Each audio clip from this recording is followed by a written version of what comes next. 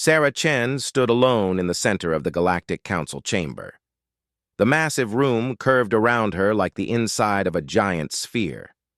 Hundreds of alien representatives sat in their assigned sections, watching her with eyes that ranged from curious to hostile.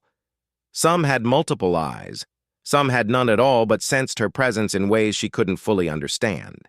She was the only human in the room. That was how Earth wanted it.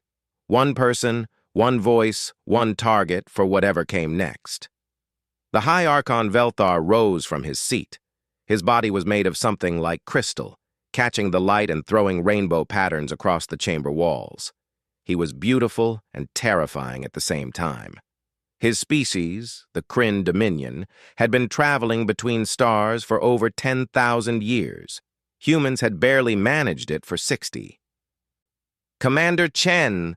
Velthar's voice echoed through the chamber, translated instantly into her earpiece. "Your species has been warned repeatedly. The sectors you call the Outer Reaches belong to the Dominion by ancient right. Your colonies violate treaties older than your civilization." Sarah said nothing. She had learned that silence made aliens uncomfortable. They expected begging or anger. She gave them neither. Velthar continued. "Therefore, the Dominion has activated 3 city killers. They are en route to your occupied worlds as we speak. Each one carries the power to turn an entire planet into ash and dust. Your species has 3 weeks to evacuate or to surrender. Those are your only options." The chamber filled with the alien equivalent of murmurs. Some species clicked their mandibles. Others hummed or flashed colors. A few representatives looked sympathetic. Most looked satisfied that the upstart humans were finally being put in their place. Sarah Chen smiled. It wasn't a friendly smile. It was the smile of a predator that had just spotted prey. "Let me make sure I understand," she said, her voice calm and clear. "You just told me exactly where your 3 most dangerous weapons are heading. You've given me their trajectory, their capabilities, and their timeline." Her smile grew wider. "Thank you, High Archon. That's 3 fewer problems I'll have to track down and destroy later." The chamber erupted. Aliens shouted in 100 different languages. Some laughed, thinking she was joking. Others demanded her immediate arrest for threatening a council member. Velthar's crystalline face somehow managed to look shocked. "You believe you can stop city killers?" he asked. "Child species have tried. They all failed. Their worlds are dead monuments to their arrogance." "The difference," Sarah said, turning to walk toward the exit, "is that I've actually read those monuments. I know exactly how they failed. I won't make the same mistakes." She left the chamber while chaos continued behind her.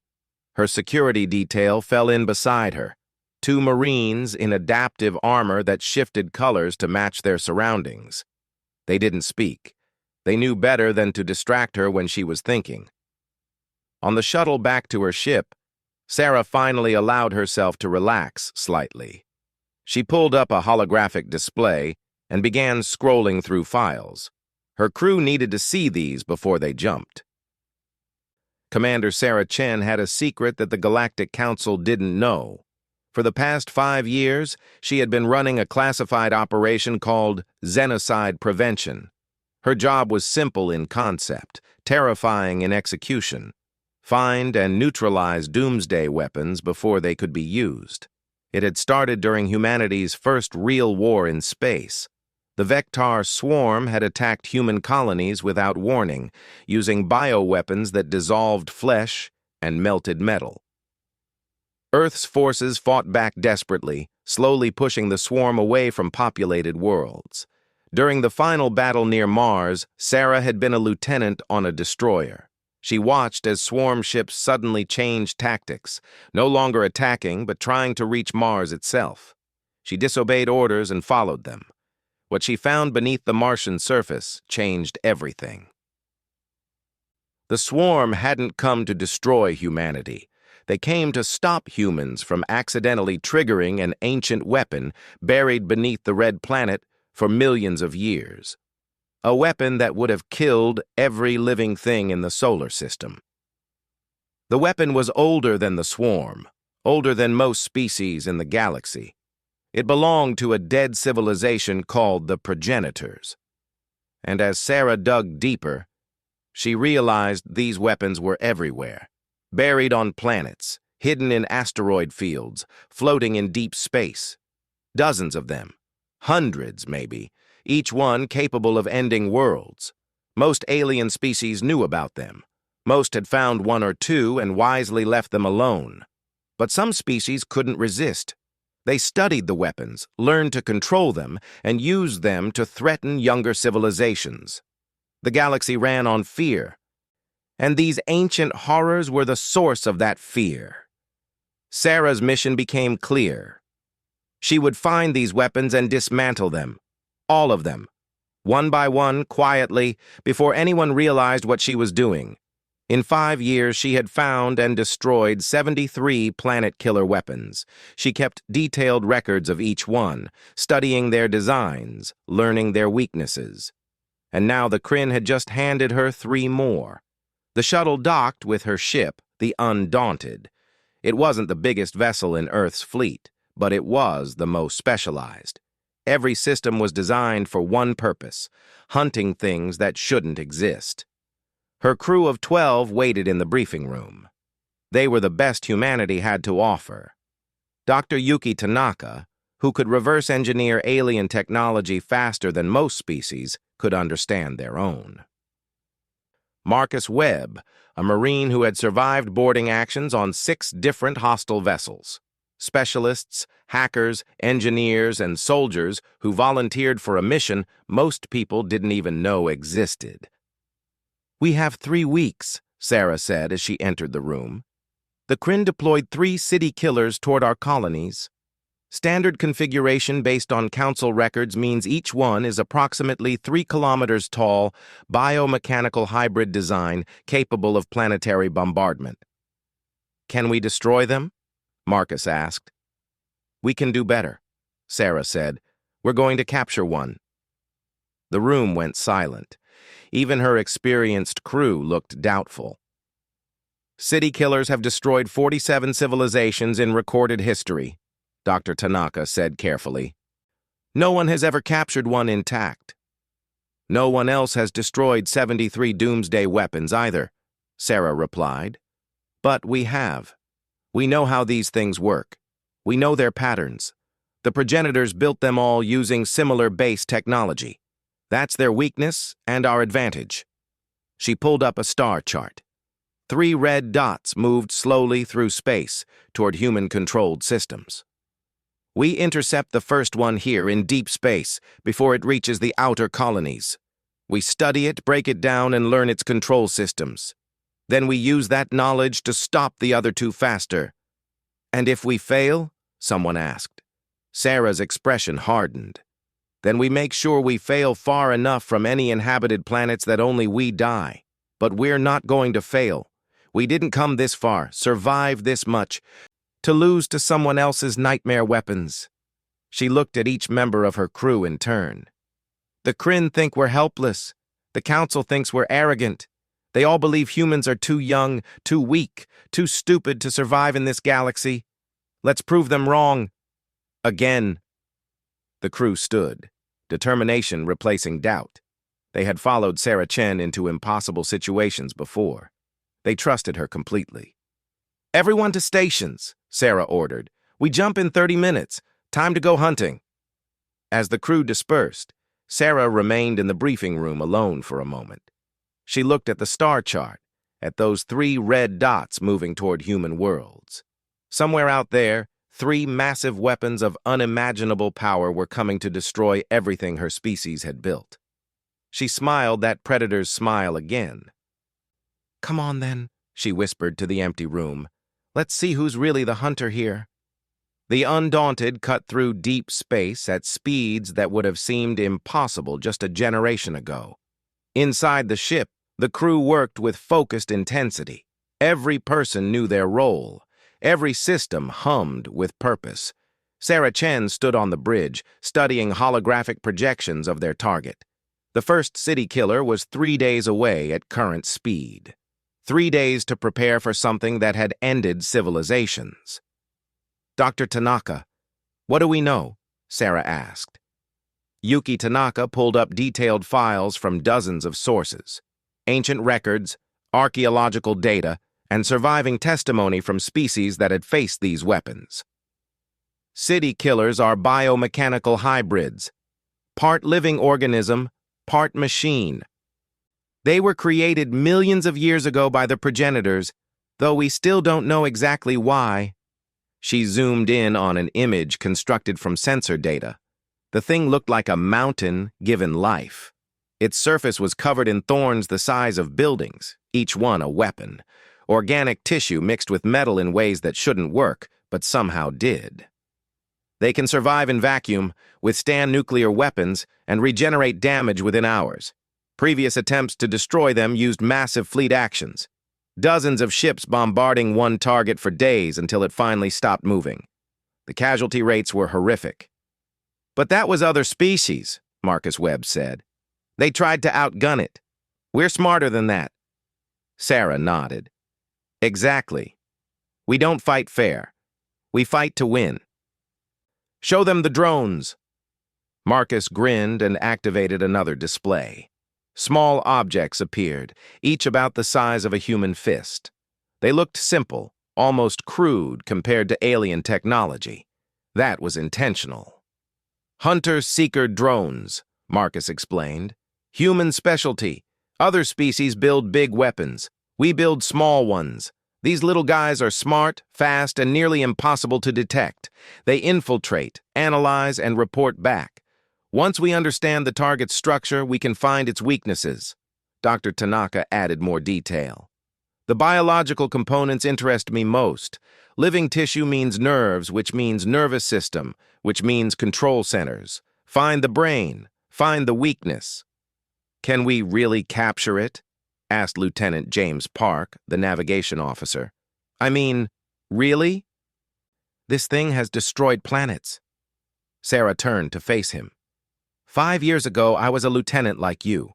I followed orders and trusted that my superiors knew what they were doing. Then I found something under Mars that changed my perspective. Want to know what I learned? Everyone on the bridge was listening now. I learned that the galaxy is full of nightmares, weapons built by species so advanced we can barely understand their technology. These weapons were designed to last forever, to remain dangerous forever. The progenitors scattered them across thousands of worlds like landmines. Most species find one, study it, and either hide it or use it to threaten others. She pulled up her classified files. Images of destroyed weapons appeared, each one tagged with a location and date, 73 entries. But humans don't accept that fear. When we find a nightmare, we take it apart. We learn how it works. And then we make sure it can never hurt anyone again. That's what we've been doing for 5 years. That's what we'll keep doing until every one of these things is gone. The bridge was silent for a moment. Then Marcus spoke. So we're not just saving our colonies, we're saving everyone. Eventually, Sarah confirmed. But first, we save ourselves. That's enough motivation for now. Over the next 3 days, the crew prepared obsessively. Dr. Tanaka studied every known detail about progenitor biotechnology. Marcus drilled his boarding team on close-quarters combat in confined spaces filled with hostile organisms. The engineers optimized the ship's weapons and shields. Everyone worked double shifts without complaint. Sarah spent her time reviewing past failures. She read reports from species that tried to stop city killers. The Vorn Collective lost 200 ships and 15 billion people. The Shattered Choir tried negotiation and were rendered extinct in 3 days. The Kelly's Unity managed to destroy one city killer, but their entire fleet was crippled in the process.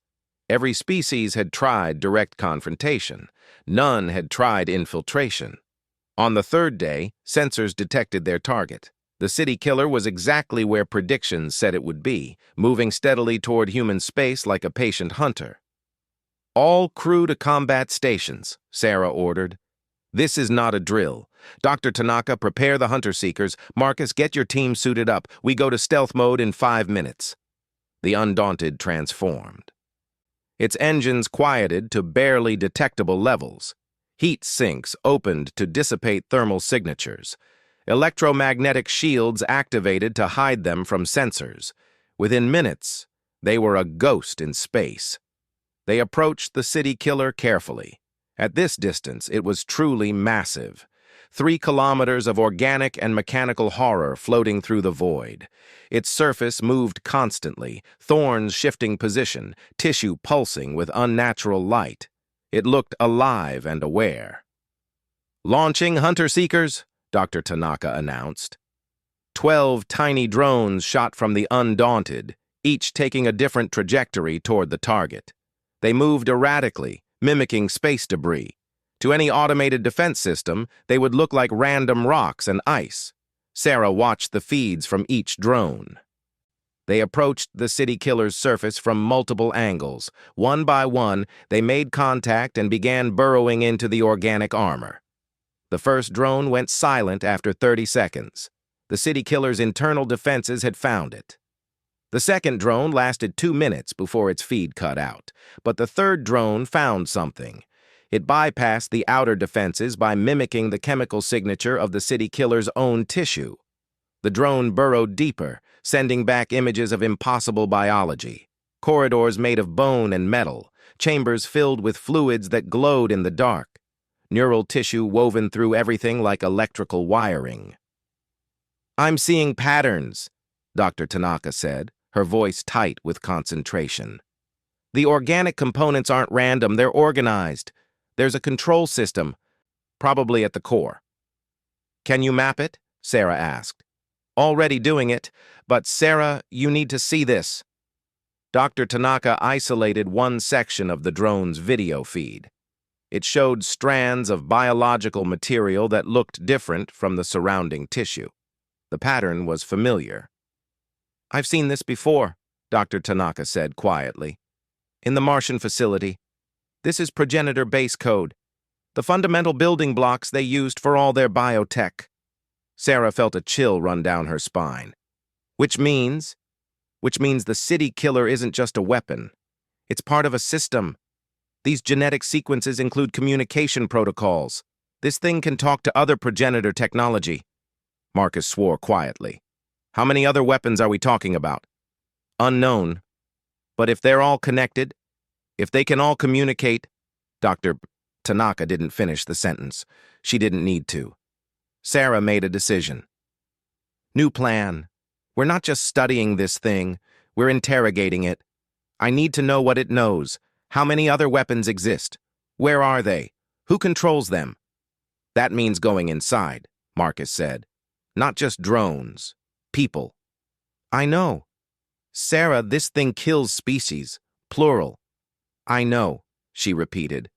"But if there's a network of these weapons, and if the Kryn have access to that network, then 3 city killers is just the beginning.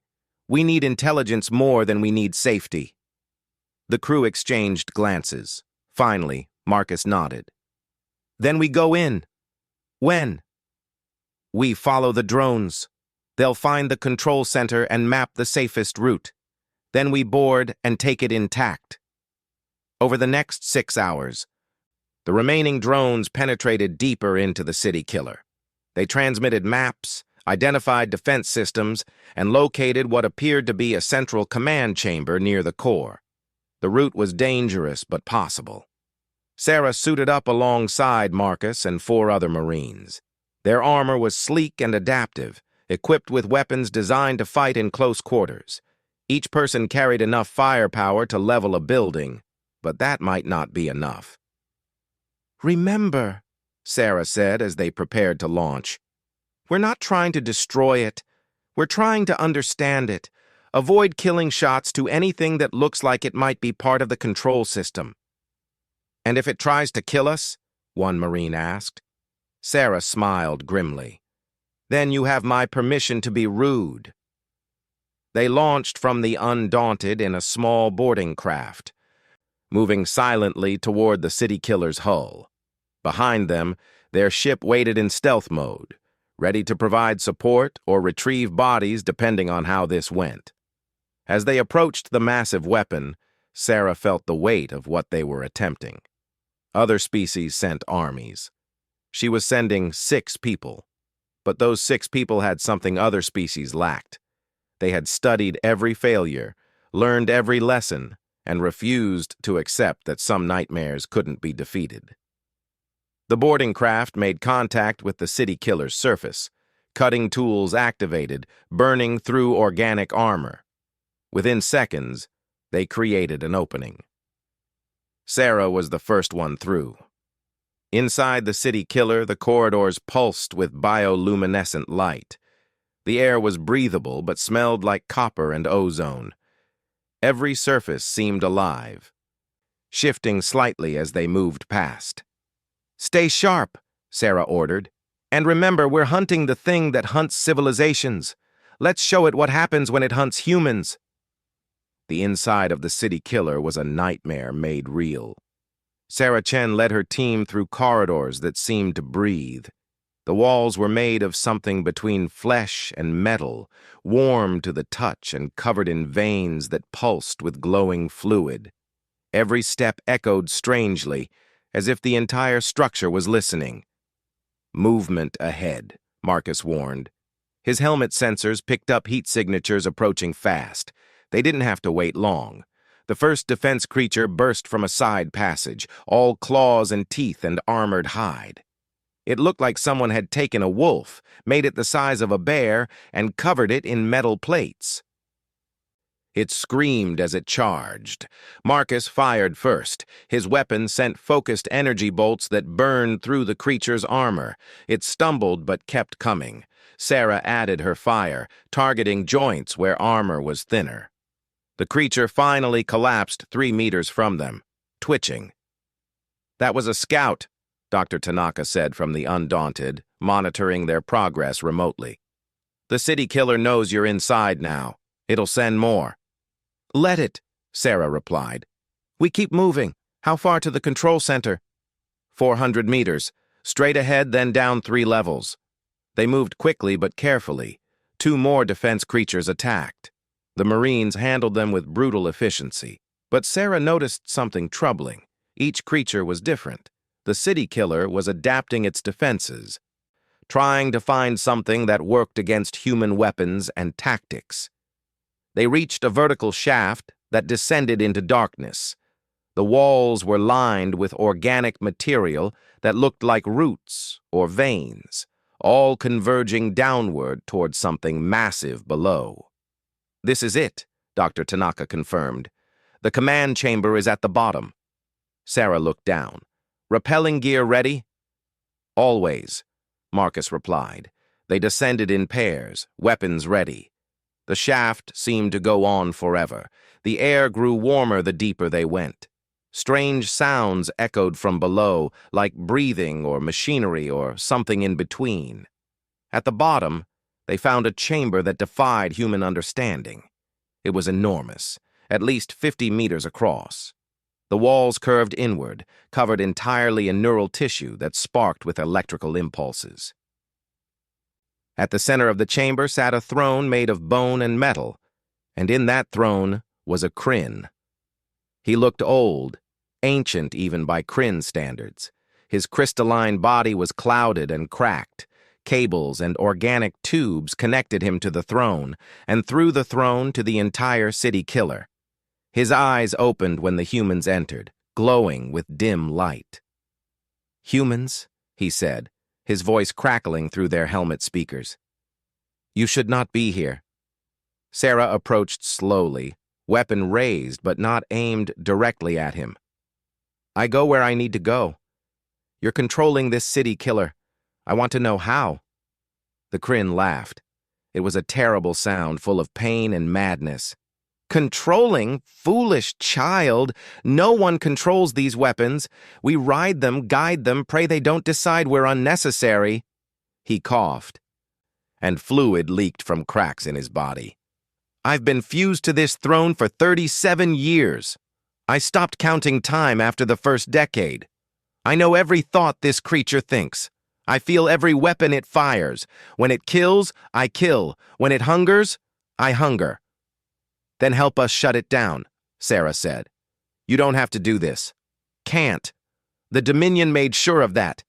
If I die, the city killer goes into automatic mode and destroys everything in its path. If I try to stop it, the neural feedback burns out my brain.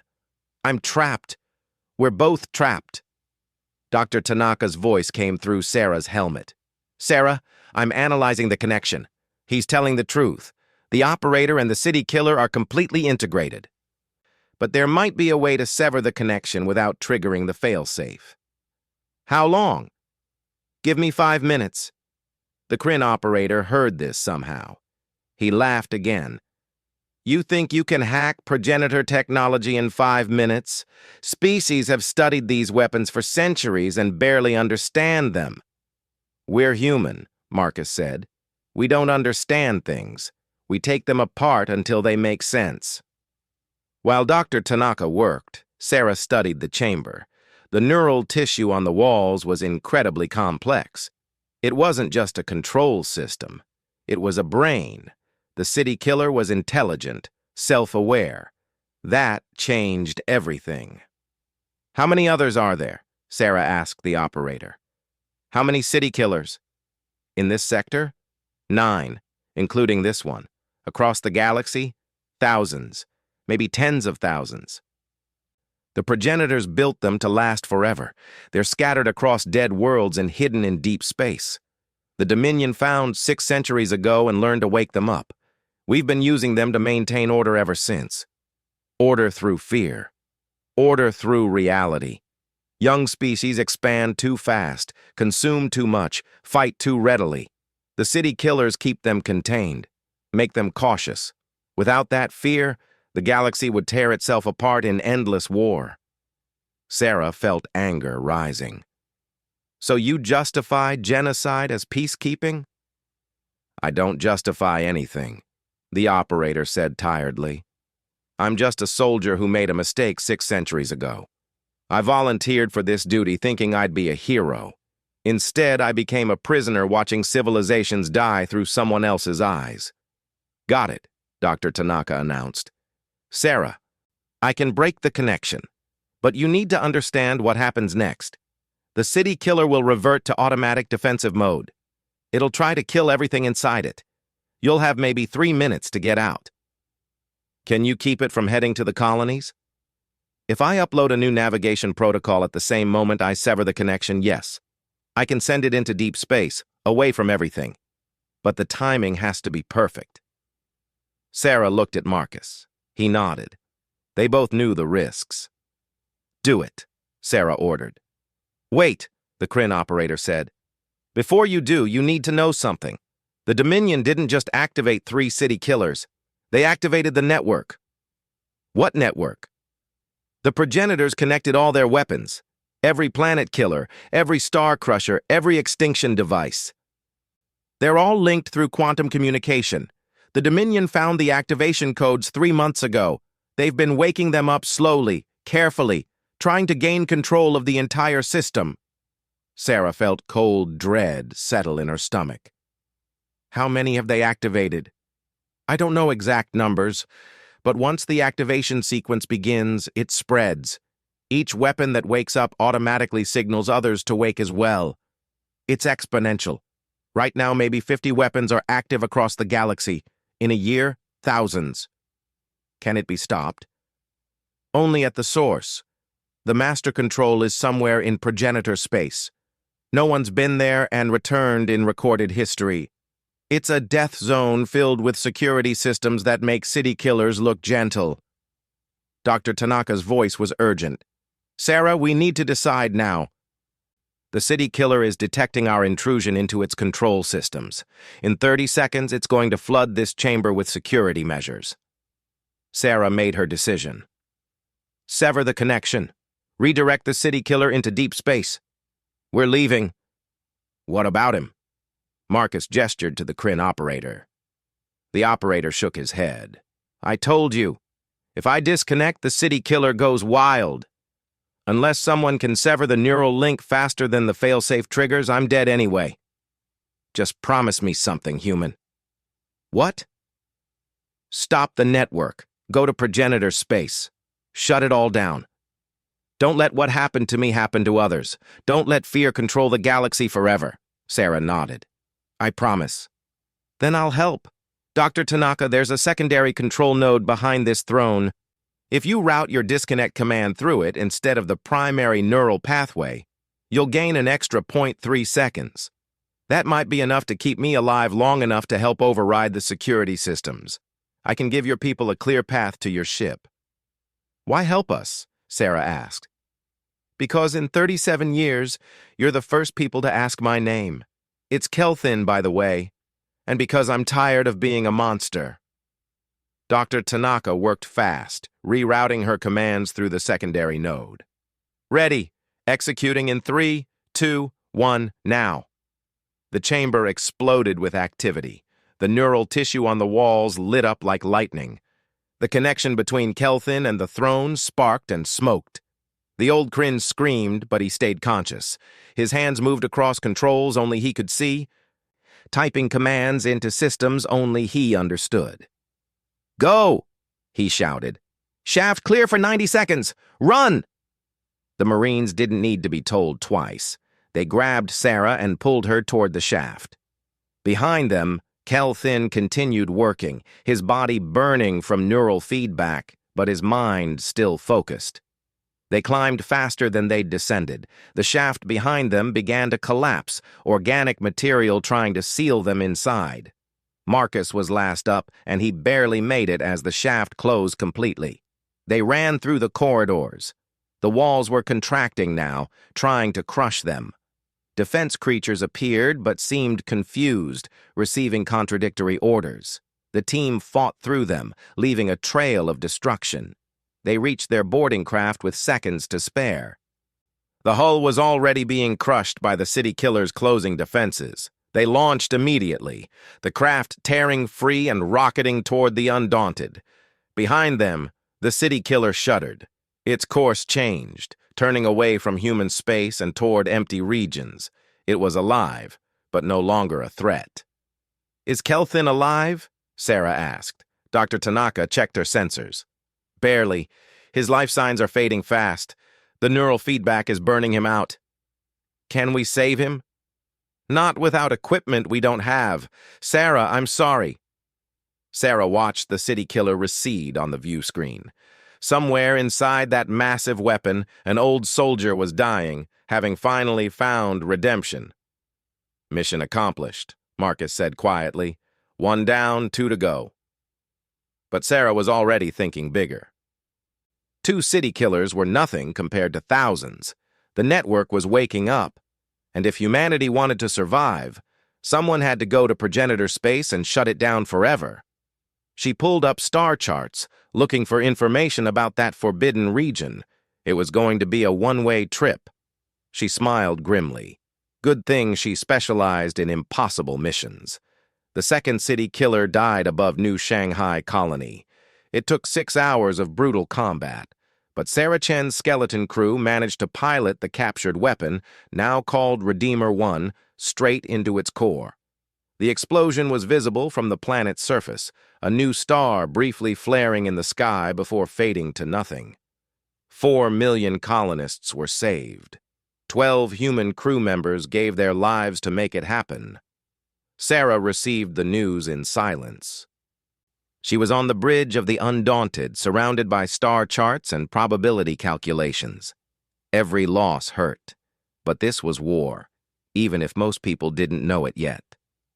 The third city killer has changed course, Lieutenant Park reported. It's no longer heading toward the colonies. It's moving deeper into human space, toward Earth itself. That got everyone's attention. Marcus looked up from his station. Can we intercept? Not before it reaches the inner system. We'd need at least 6 days. It'll be at Mars in 4. Sarah pulled up Earth's defensive fleet positions. They were spread thin, protecting multiple colony worlds. Concentrating them all at Earth would leave millions of people vulnerable, but letting the city killer reach humanity's homeworld was unthinkable. "Contact Admiral Zhao," Sarah ordered. "Tell him we need every ship that can reach Mars within 4 days. This is the priority." While Park worked on communications, Dr. Tanaka approached Sarah with a datapad. Her expression was grim. "You need to see this. I've been analyzing the quantum communication signals from the City Killer network. The activation pattern is accelerating. When we captured the first City Killer 3 weeks ago, approximately 47 weapons were active across the galaxy. Now? 138. Sarah felt her stomach tighten. That's triple. In 3 weeks. And it's getting faster. The rate of activation is exponential. Each weapon that wakes up sends signals to others. Within 6 months, we're looking at thousands of active city killers. Within a year, potentially all of them. How many is all of them? Dr. Tanaka hesitated. Based on the network architecture and signal patterns, I estimate between 8 and 12,000 weapons scattered across the galaxy. Maybe more. The progenitors were very thorough. Marcus whistled softly. 8,000 planet killers. We can't fight that many. Nobody can. No, Sarah agreed. Which means we don't fight them. We shut down the network at its source. Dr. Tanaka, what do we know about progenitor space? Not much. It's a region approximately 200 light-years across, near the galactic core.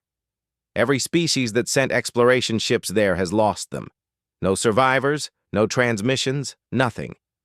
Current theory is that the progenitors left automated defenses when they died out. Defenses that are still active after millions of years.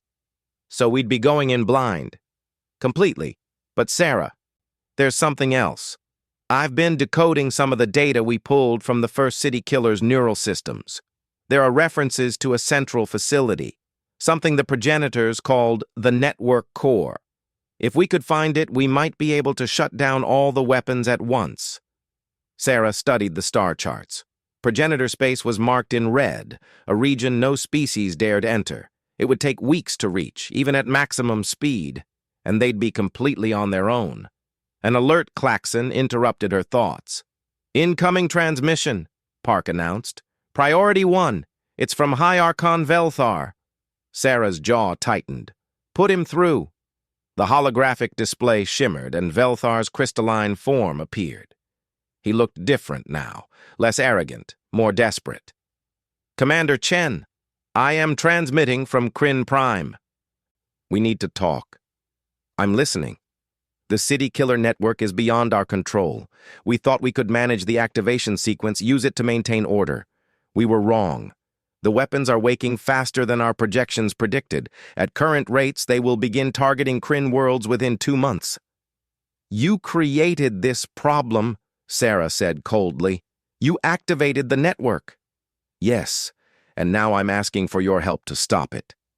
"We've located the activation source. It's in progenitor space, a facility orbiting a black hole. We have the coordinates, but we don't have the capability to reach it. Our ships can't survive the defenses." "And you think we can?" "You captured a city killer. You turned it into a weapon against its own kind. You've destroyed 73 progenitor weapons that wiser species simply avoided. Humans are either the bravest species in the galaxy or the most foolish. Right now, we need brave. Or foolish. Either works." Sarah considered. "What's the catch?" "The catch is that if you succeed in shutting down the network, you eliminate the primary tool we use to maintain galactic order. Young species will expand without fear. Old conflicts will reignite. The galaxy will become more dangerous." "Or more free," Sarah countered. "You're asking me to save you from your own weapon while admitting you want to keep using fear to control others. Why should I help you?" Velthar was quiet for a moment. "Because if you don't, those 8,000 weapons will activate. They won't discriminate. They'll kill Kryn, humans, everyone. Whatever the progenitors programmed into that network, it's not interested in politics or territory. It's interested in extinction." Sarah looked at her crew. They were all listening, all waiting for her decision. She thought about the 4 million people on New Shanghai who almost died. The 12 crew members who did die, saving them. The old Kryn operator who gave his life to help humans escape. "Send me the coordinates," she finally said. "Thank you, Commander.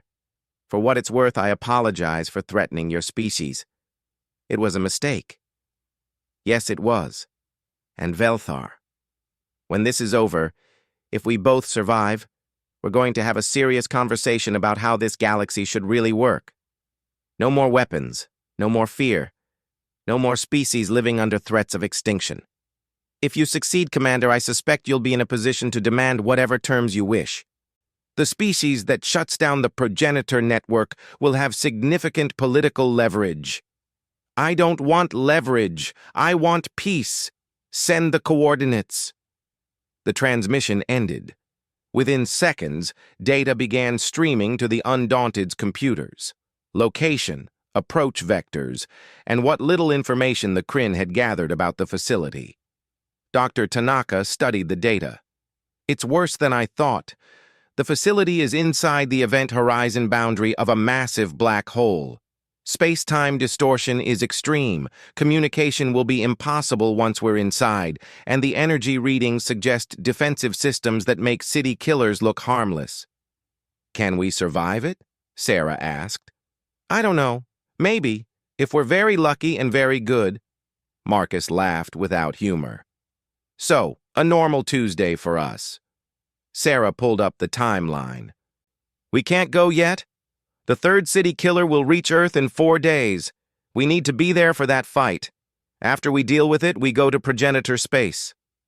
"Sarah," Dr. Tanaka said carefully, "if we go to progenitor space, we might not come back, ever. You understand that, right? This could be a one-way mission." "I know. Which is why I'm making it voluntary. Anyone who wants to leave the Undaunted after we deal with the city killer at Earth can transfer out. No judgment, no questions. You've all served beyond any reasonable expectation. If this is where you want to draw the line, I understand." The bridge was silent. Sarah waited, expecting at least a few people to take the offer. It was the smart choice, the sane choice. Nobody moved. Finally, Marcus spoke. "Captain, with respect, shut up. We're crew of the Undaunted. We don't do sane missions. We're all going. You could die. We could die every mission. Haven't yet. Figure we're on a streak." Dr. Tanaka nodded. "Besides, someone needs to make sure you don't do anything too reckless. If I'm not there, you'll probably try to fist-fight a city killer." Despite everything, Sarah smiled.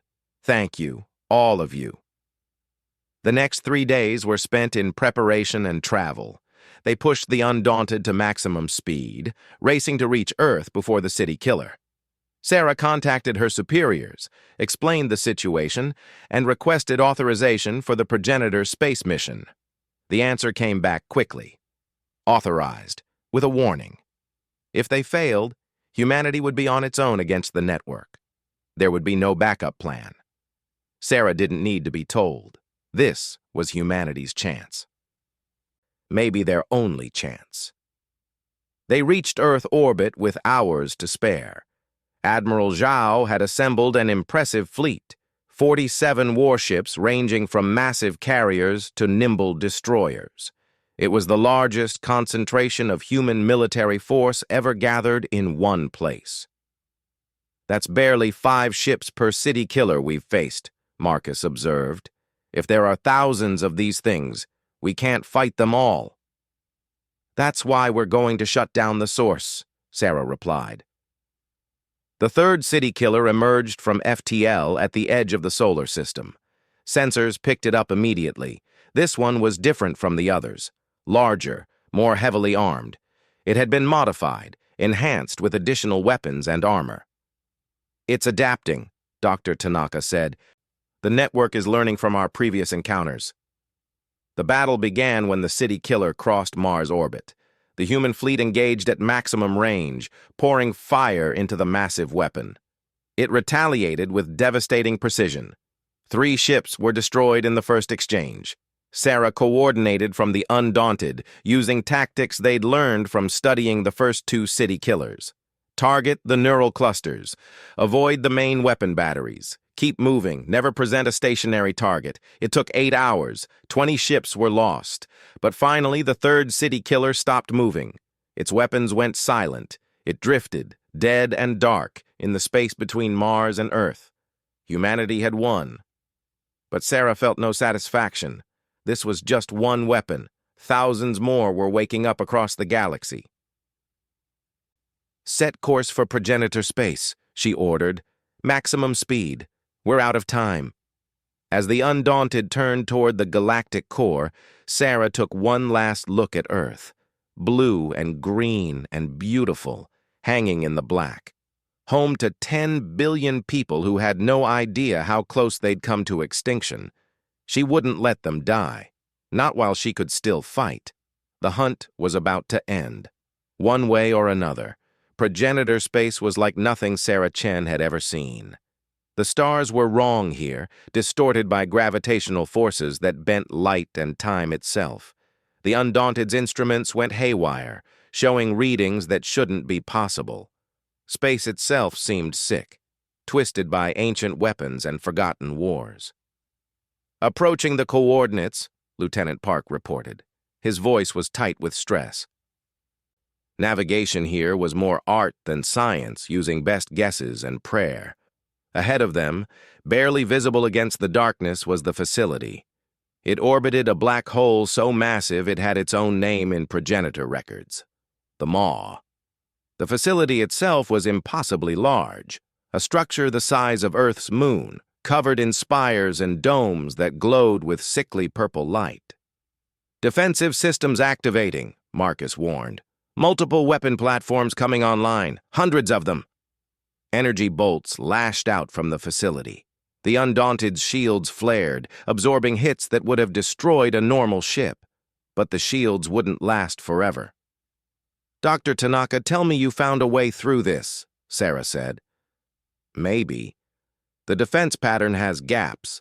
They're designed to stop large fleets, not single ships. If we can thread between the firing solutions, we might make it to the docking ports." "Might?" 73% probability. Better odds than usual. "Park, you heard her? Thread the needle." What followed was the most intense flying of Park's career. He pushed the Undaunted through gaps barely wider than the ship itself, dodging energy weapons and explosive projectiles. Twice, they took direct hits that penetrated the shields. The ship's armor held, but barely. They reached a docking port without being destroyed. It felt like a miracle. "Now we just have to survive whatever's inside," Marcus said, checking his weapons. The boarding team was down to 6 people: Sarah, Marcus, Dr. Tanaka, and 3 Marines. Everyone else remained on the Undaunted to keep the ship operational. If the team didn't return in 12 hours, they were ordered to leave without them. Nobody mentioned that leaving might be impossible. The defensive systems would probably destroy the ship on the way out. Inside the facility, the air was stale but breathable. The walls were covered in writing in languages dead for millions of years. Lights activated as they walked, responding to their presence. The facility was waiting for them. "This place is massive," one of the Marines said. "How do we find the network control?" Dr. Tanaka consulted her scanner. "The quantum signals all converge toward the center. That's where we go." They walked for what felt like hours, through corridors that shifted and changed. The facility was testing them, Sarah realized, watching them, judging them. They finally reached a massive chamber. At its center was a sphere of pure light, suspended in midair. Holographic displays surrounded it, showing star maps of the entire galaxy. Red dots marked active weapons. There were hundreds of them now, maybe thousands. "The network core," Dr. Tanaka whispered. "This is it. This is where we can shut everything down." Sarah approached the sphere carefully. As she got closer, holographic text appeared in front of her. Slowly, The ancient language translated itself into something she could understand. Species identified, human. Status, unrecognized. Authority level, none. Access denied. "We need access," Sarah said to the empty air. "We need to shut down the weapon network." More text appeared. "Network termination requires administrator authority. No living administrators remain. Alternative, complete the trial of worth." "What trial?" Marcus demanded. The chamber transformed. Holographic enemies appeared, recreations of every species that had tried to shut down the network before. Thousands of them, all failures. The projections attacked with devastating force. The team fought back. Energy weapons flared. The Marines used every trick they'd learned in 5 years of hunting nightmare weapons. They survived the first wave, then the second, then the third. But there were too many. One Marine went down, overwhelmed, then another. Soon it was just Sarah, Marcus, and Dr. Tanaka standing back to back, fighting an endless tide of projections. "This isn't working," Marcus shouted. "They're testing combat capability. We can't win that way." Sarah realized he was right. The progenitors hadn't left a test of strength. They'd left a test of something else. She lowered her weapon. "Stop fighting," she ordered. Marcus looked at her like she was crazy, but he obeyed. Dr. Tanaka did the same. The three of them stood defenseless as the holographic enemies surrounded them. The projections stopped. They didn't attack. They just waited. "You want to know if we're worthy?" Sarah said to the facility. "Then judge us on what we've done, not how well we fight. We're here because we hunt weapons, not people. We're here because we want to save lives, not take them. We're humans. We're stubborn and reckless, and we don't know when to quit. But we don't give up on people. Any people. Even our enemies." The holographic enemies faded. New text appeared. "Species evaluation, inconclusive. You possess capability to destroy but choose restraint. You possess fear but choose action. Explanation required. Why attempt network termination?" Sarah thought carefully. This was the real test. Because fear isn't peace.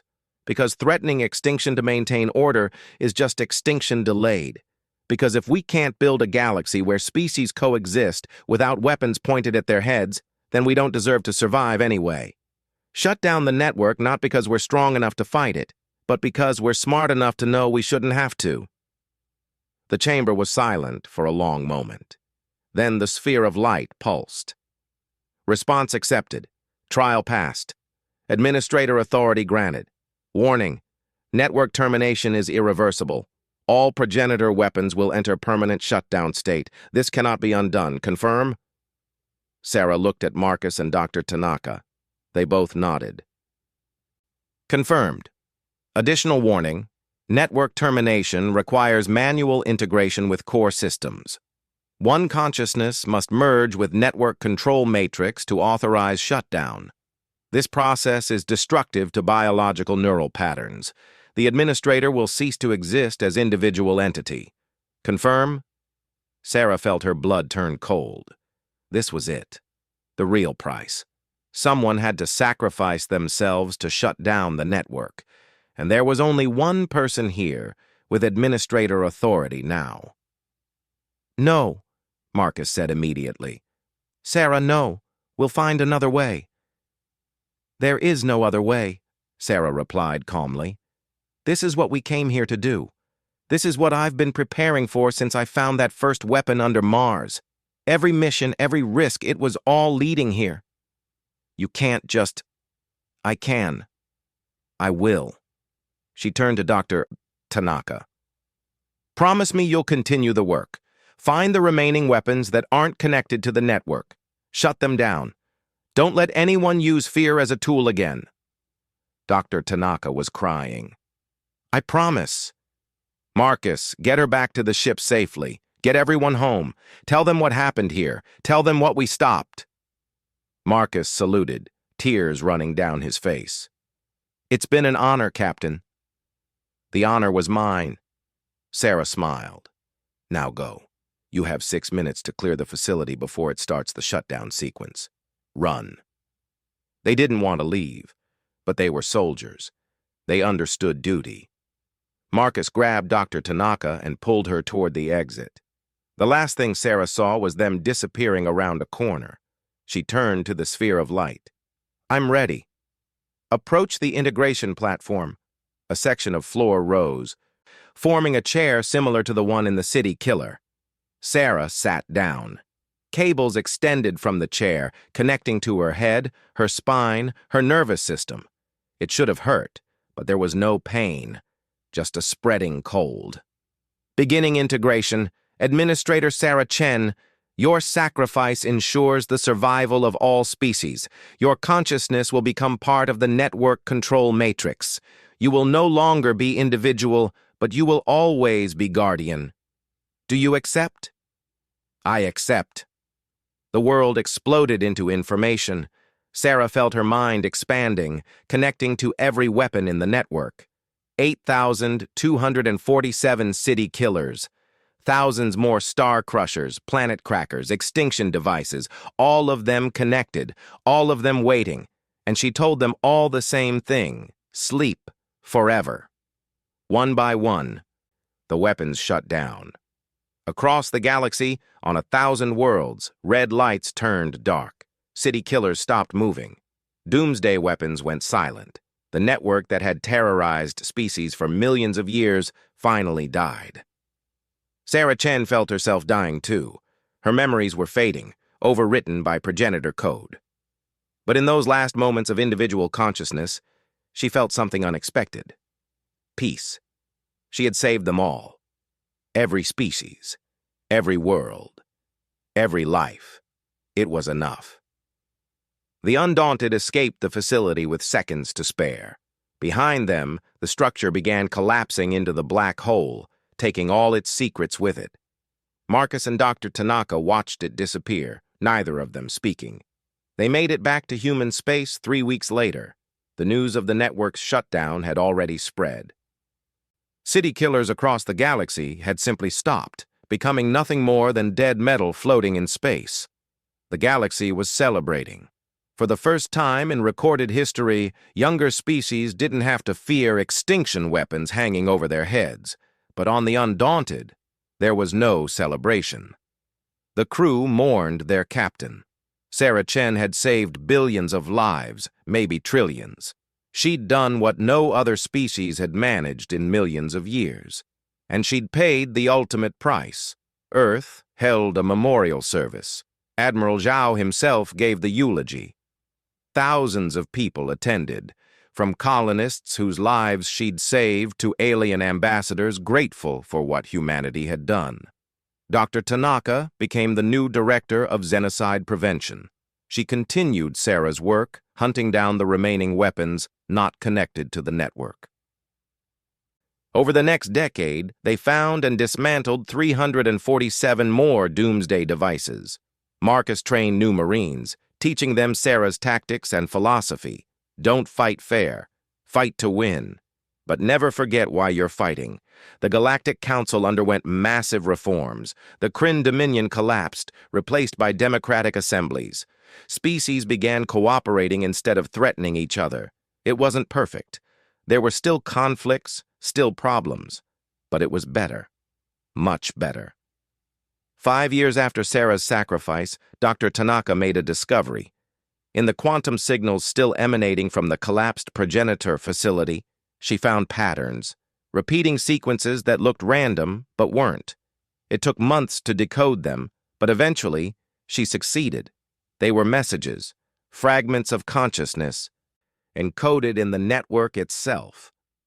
Sarah Chen hadn't been destroyed.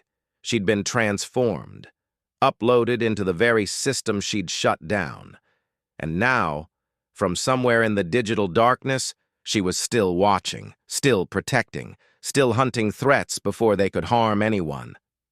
The messages were simple. Status normal, all quiet, still on watch. Dr. Tanaka sat in her office, reading those words over and over. She smiled through her tears. Still hunting, Sarah? 73 seconds later, a response came. It was the time between human heartbeats. Always. Across the galaxy, from human colonies to Kryn worlds to species that humans hadn't even met yet, life continued safely. People lived and loved and built futures without fear. They didn't know that someone was watching over them. A guardian made from sacrifice and determination. Sarah Chen had said she wanted to save people from hunting nightmares. In the end, she'd become something better than a hunter. She'd become the shield between civilization and the dark. And in that darkness, invisible and eternal, she smiled. Because the alien leader had said city killers were coming for her species. She'd told him it saved her the trouble of hunting them. She'd been right. She'd hunted them all, every single one. And now, forever, she made sure no one would ever have to hunt them again. The last transmission from the progenitor facility, received by the Undaunted on the day they decommissioned the ship, read simply, "Mission accomplished. All threats neutralized. Galaxy safe. Tell them I said goodbye. Tell them I said they earned their place among the stars. Tell them to be brave. Tell them to be kind. Tell them a human is still watching. And tell them we don't give up. Ever. Chen out." The Undaunted was turned into a museum. Millions visited every year. In the captain's chair, they placed a holographic display showing Sarah Chen's last message, playing on loop forever. Children looked up at it with wonder. Adults looked up at it with gratitude. And somewhere in systems beyond human understanding, something that had once been Sarah Chen looked back and continued her eternal watch. The hunt was over. The Guardian remained. And the galaxy, for the first time in millions of years, was truly free.